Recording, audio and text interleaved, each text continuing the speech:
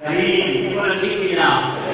আল্লাহ বলছেন ইন্না আরাদনা আল-আমানাতা আলাস সামাওয়াতি ওয়াল আরদি ওয়াল জিবালি ফাআবাইনা আন ইয়াহমিলনাহা ওয়া আশফাকনা মিনহা ওয়া হামালাহা আল-ইনসান ইন্নাহু কানা যালুমান জাহুলা।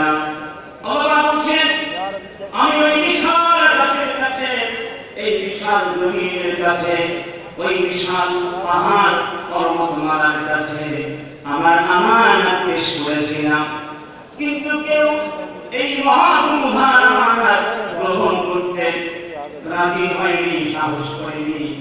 মানুষ সেই আমানত গ্রহণ করেছে। এটা মানুষের জন্য একটা বড় সম্মান।